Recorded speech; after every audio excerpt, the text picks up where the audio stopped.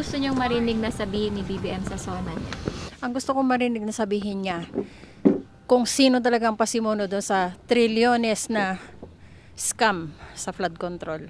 Kasi napakalinaw eh. Kung sino yung mga nagsasaysay ng katotohanan, iyon ang kanyang pinapakulong. Hindi bulag ang mga tao. Alam nila ang nangyayari. Hindi sila bingi. Yung mga nasalanta ng bagyo, yung mga baha-baha na yan. Bakit wala man lang siyang concern eh pinapakita? Plastic siya sa totoo lang.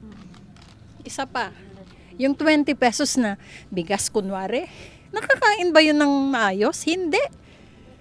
Kahit kayo mismo siguro kung natikman nyo yun. Thumbs down. Sa economy, ang daming mga investors, nasaan? Nasaan sila ngayon? Wala. Isa-isang nagpo-pull out. At ang Meralco, bakit nagiging halos triple ang bill ng mga tao? Dahil ang inaayuda nila, kinukuha rin sa mga people na mahihirap din. Ilang porsyento ba ang mayaman? Wala pa sa 10%. Ang mas karamihan mahihirap. Silang nagsasuffer, katulad namin. Ni wala siyang pinapatupad na matibay na pagpapanukala para sa mga pasahod. Kagaya namin, we are working 12 hours, long 12 hours. But still, we are receiving 300.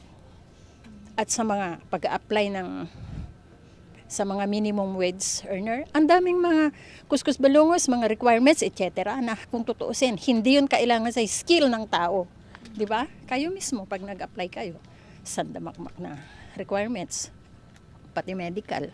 Although hindi naman yun ang kakailanganin. Sa ibang bansa, ang SSS, magtrabaho ka man kahit kalahating buwan or 1 week, may SS kang hulog dito. Wala. Okay po. Ano po yung gusto nyo? Na sabihin niya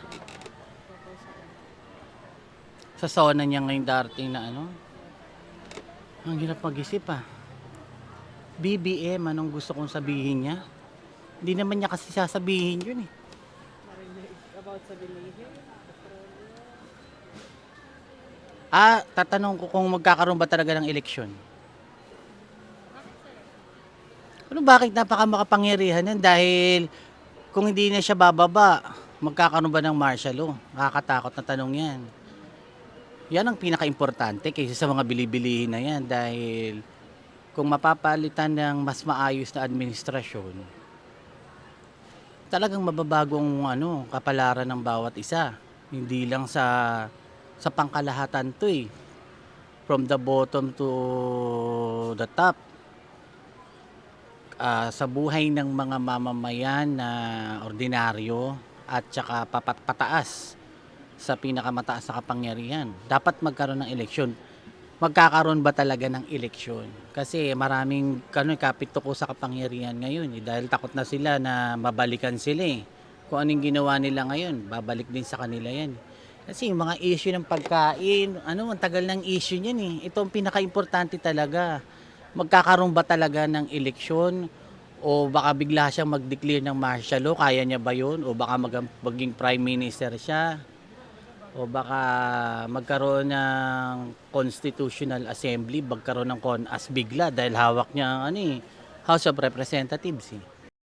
Yung mga pangakong niya, hanggang ngayon umaasa pa rin kami na yung presyo ng bigas, tapos sa sobrang mahal ng bilihin at lalong-lalo na yung mga gasolina, tapos yung mga sinasabi niyang safe na daw ang Pilipinas, mas bumaba daw yung mga krimen, pero fake news yun pagtingin ko eh.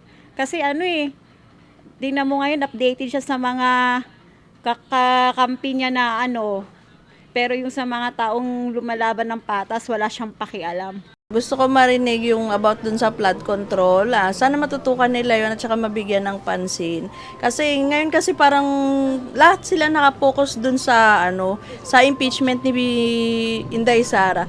Mas malaki yung nawala sa atin dun sa flood control eh. Hindi lang billion, trillion pa yata eh. So sana yun yung sana yun yung mabigyan ng pansin at matutukan talaga ni Pangulong Bongbong Marcos. Kung may pagbabago ba dun sa mga kaganapan sa Pilipinas, kaya po dun sa mga namamatay na mga estudyante, kung may solusyon ba? Pagbabago, walang korupsyon, walang puro pangako, dapat nasa gawa. Wala akong comment kasi magulo naman ng magulo. Sana po mawala ang kurap. Yun lang po. Sana pababayin niya yung mga bilihin kasi masyado nang naghihirap yung mamamayan dahil sa mahal ng mga bilihin.